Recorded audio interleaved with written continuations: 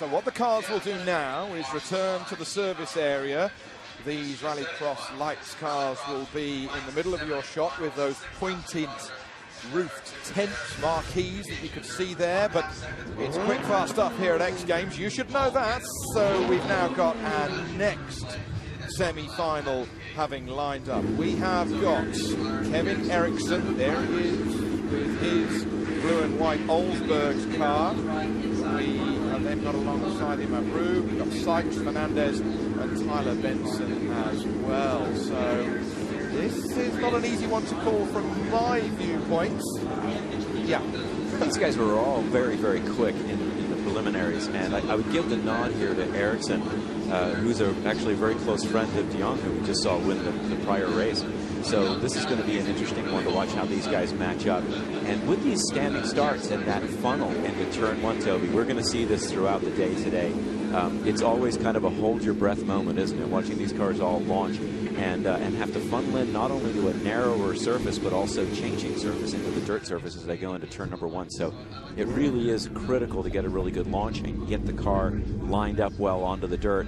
And, of course, trying to avoid any contact with any of the cars around you, which will really only slow you down. Don't make a jump start. If you do, you'll have to make a 5-second stop-go penalty in the sort of sin bin box, the drive-through box that we've got positioned half around the racetrack. So we will have a start, whatever. They're holding them quite a long time. There'll be a lot of heat in those cars on a day like today. Yeah, it's not a good thing. The temperatures will be climbing. The drivers also, their stress level will be growing. There we are 10 to go now, so we should be revving them up and launching in just a few seconds. Here we go, 3 lights, 4 lights, 5 lights. When they go green, we're racing.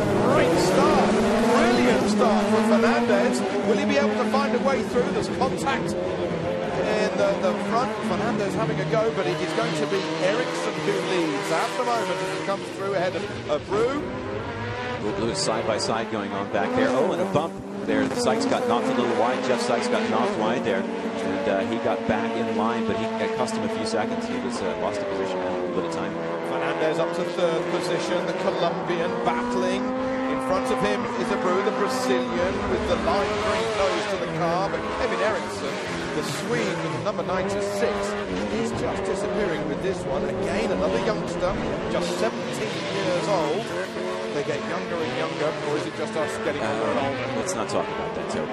The first 3 took the Joker on that lap, so they've got it all out of the way. And the other guys perhaps having a strategy of putting down some hard laps now and taking the Joker a little bit later and maybe able to jump up into one of those transfer positions. So we'll see how that develops. Talking about transferring positions, you see the transfer of weight with the Eriksson car leading as it leans on that outside tyre and puts all of the weight onto it, pushing that rubber into the ground. They've got new Yokohama tyres for this year for the Rallycross lights and also the supercars that we will see later. Some people love them, some people don't. Yeah, it's a massive change, isn't it? Going not only changing a brand, but we went from a bias ply construction to a radial construction. So anyone that ever remembers that transition, if you're old enough to remember having bias plies on a road car, it's a big difference in the way radials performed and how they handled it. And our drivers are having to go through that now here at X Games Austin. A lot stiffer construction with the tyres that we've got now. The cross plies, as I would call them back home, were the ones that they used last year. A lot more compliance in the tyre, a lot more give in the tyre. You could maybe have more feel, but you had less absolute grip. That's right. That's the advantage of a radial, and that's what they sold us on too when we started selling them on our road cars. Like you're gonna like them, trust us, and they are absolutely faster around the track, but they're a bit more knife edge, and that makes things a little trickier for the drivers, especially our inexperienced, relatively lights drivers. So the 2-litre cars putting their 300-plus horsepower down onto the ground as we've got a lap and a bit to go. This is the battle for who will go through to the final and who will not. At the moment, it's Sykes in 3rd and Fernandez in 4th. Not a lot between them.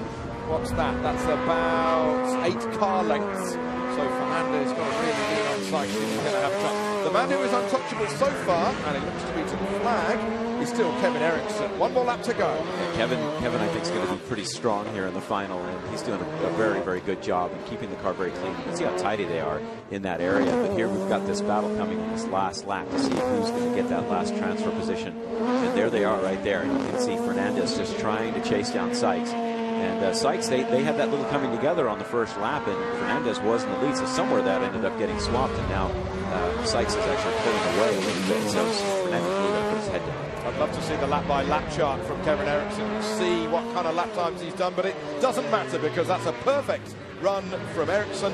He goes through to the final, so does Abreu, and so does Sykes. So we've got a Swede, a Brazilian, and an American advancing with this second semi-final result. Let's have another look at the start and see how lovely and cuddly it was getting in the middle there. It did get pretty tight there, and it kept on going all the way to the jump. But look at him here. There's that first little bit of contact there on the outside. And then pretty clean, and then there we go. Sykes and Fernandez already. They battled all the way through that race. And look at that nice slow motion there. And you can see, again, that nice little slide he had going into the turn. And now he's got the wheels perfectly straight, accelerating out. And that's the most efficient way to do it. If you let the car slide too far over driver's left, you end up losing acceleration down the straightaway, and it'll actually cost you time. So perfectly done. By the time he got to the finish line, it was a faultless run. The car is in perfect condition. The mechanics don't need to do any work. And Abreu and Sykes going through as well. So we will now look forward to our Rallycross Lights final.